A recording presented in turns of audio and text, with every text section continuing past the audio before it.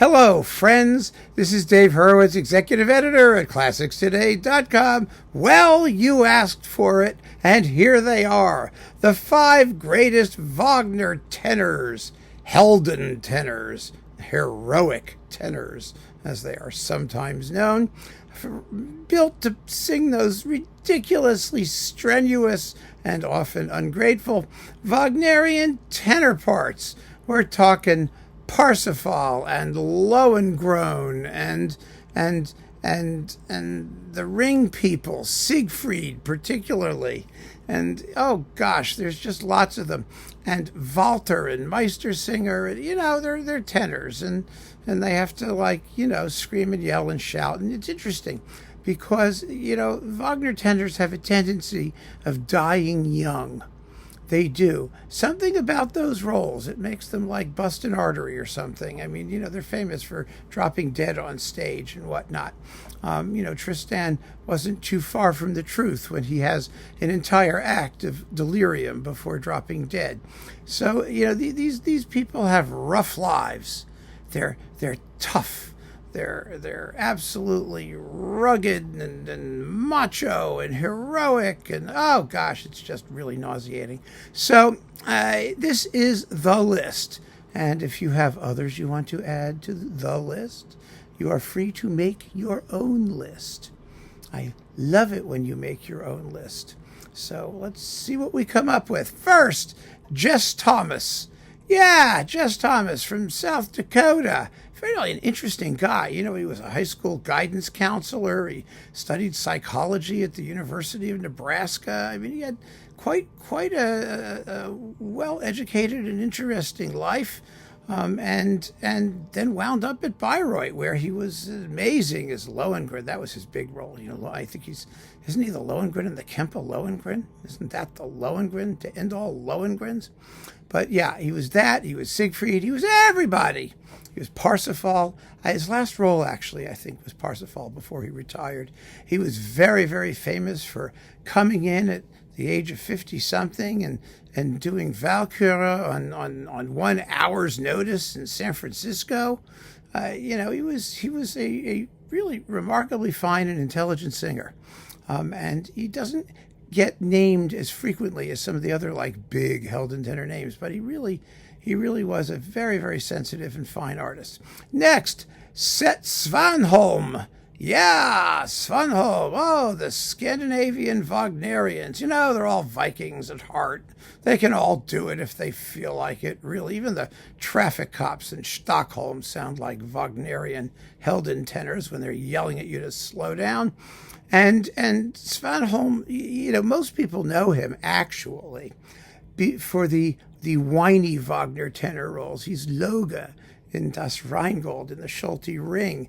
But he actually was a Siegfried of great distinction, and did all kinds of other Wagner-y thingies. And so he definitely deserves to be on the list. His flexibility was really nice, though. It's good that he could do some of the lighter tenor roles as well, because they're important, and they're also difficult, and they're ungrateful.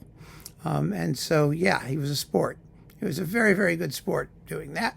Then Lauritz Melchior. Well, Melchior is sort of the ultimate Wagner Helden tenor.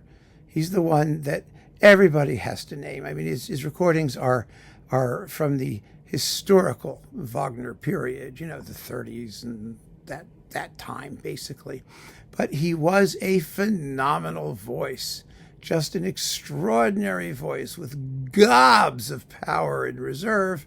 And he made these roles his own, and it's absolutely fabulous and good for him. And fortunately, some recordings exist, so we know what he sounded like, and he sounded amazing. So Melchior, I mean, he was like a Tristan, fabulous Tristan, and well, anyway. Yeah, so Melchior definitely has to be on the list. Then Jon Vickers. Vickers had a strange voice. At least I think he had a strange voice.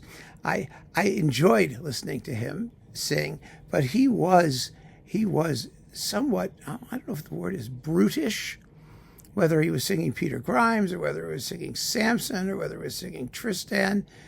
He almost had a delivery that that was like Sprechstimme. It was like speaking with notes, and he was really powerful. He was a force as a singer. Really remarkable singer. He was Canadian. He owned a farm in Canada. There were pictures of him driving around on his tractor. He liked to play with his tractor and farm tools, which makes, Wagner it's good if you like farm tools. John Deere was probably a Helden tenor in a previous life before he invented tractors and things like that. There's something very Wagnerian about large pieces of farm equipment. I'm not quite sure how that fits in, but, I always thought that Brunhilde, instead of, zipping around on Grane, her horse should drive in on a backhoe or something like that. It would be totally appropriate. I'm very surprised that the Regie Theater people, the concept theater people, especially in Germany, haven't yet latched on to the farm equipment approach to the ring. It would be very, very exciting. So anyway, no, but Vickers was a tremendous singer. He's the Tristan and the Carillon Tristan. It would have been really cool if he had gotten together with Birgit Nilsson in the Boom Ring. And those two had gone at it. That would have been quite the singing contest. But we had, for that particular ring, Wolfgang Windgassen, the last tenor on our list. Windgassen was the Helden tenor of the late 50s and early 60s.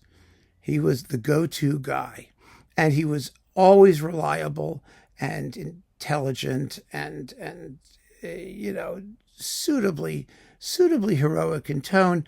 I think he was a little bit less interesting than some of these other singers in some ways. But God knows he knew the music and he could blast his way through it with the best of them. And he has to be on any short list of the 5 greatest Wagner tenors. So if you have some others who you really feel just absolutely positively have to be on the list of the 5 greatest Wagner tenors, please feel free to toss them in and keep on listening, friends. Thanks for joining me. Take care.